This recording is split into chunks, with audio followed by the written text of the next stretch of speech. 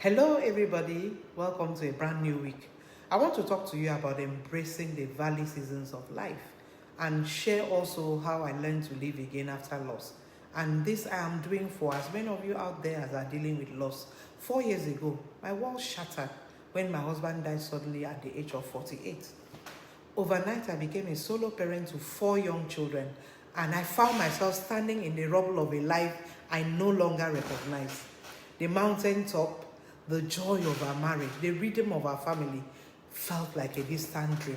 The valley was relentless, grief, exhaustion, and the crushing weight of questions I didn't have answers to.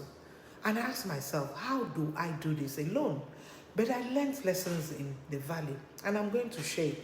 I'm still learning that you don't have to be strong. You just have to keep showing up. I decided to keep showing up. When the ground beneath you collapses, it's easy for you to believe the lie that the pain will swallow you whole. But valleys, though they may be brutal, they are also sacred ground. And these are some of the ways that I learned to navigate mine. I had to reframe my narratives. After my husband's death, I saw myself as a victim of circumstances. But slowly, I began to see grief, not as an enemy, but as a teacher. It taught me to savor tiny moments, the laughter of my children, the sunset, a quiet meal, as acts of rebellion against despair. Yes, I had to rebel against despair. So the valley forced me to ask, what if survival itself is some form of victory? I leaned into community. I couldn't do it alone. I knew I couldn't. I had friends who showed up and sat on the floor, literally with me. My family was there for the children and I. They gave me a shoulder to cry on in peace.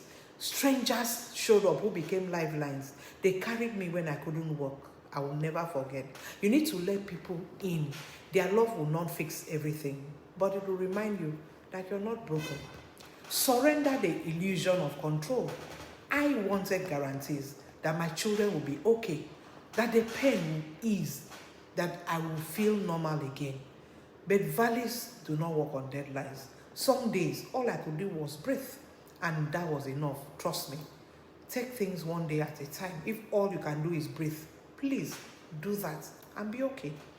Find purpose in the pain. Yes, I said that. I fought to live, not just for my children, but for me. I started writing more. I said yes to grief counseling when it was offered. I threw myself into learning to manage a company alone with the help of others, and seeing my efforts yield fruit gladdened my heart. My husband's death didn't destroy me. It revealed strength that I didn't even know I had. The valley doesn't promise easy answers, but it does offer you transformation. 4 years later, there are still days when grief feels fresh, because grief is not linear. It's not a destination, it's a journey. When the weight of solo parenting steals my breath. But there are also days that are filled with unexpected joy. Watching my children grow into resilient little humans, discovering pieces of myself that I didn't even know I had, and realizing that love outlives loss. To anybody who is in the valley of life, I want to tell you this. You don't have to be okay today. You don't have to see the summit, the peak yet. You just have to believe that the valley is not your forever. You need to know this. The most beautiful gardens grow from the darkest soil. I'm still rooting here. I am still rooting.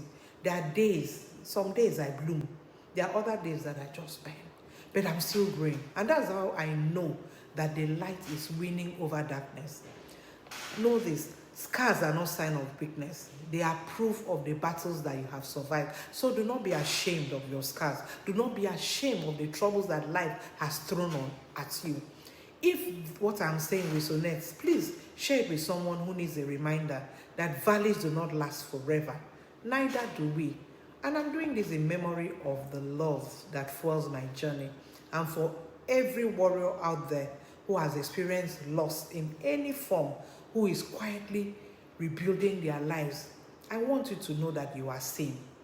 Thank you very much for listening to me, and please do not go away without responding, without engaging, so that I know that I'm understood. Drop a comment or two, click on the like button, and please subscribe to my channel. Thank you, and do have a lovely week ahead. God bless you.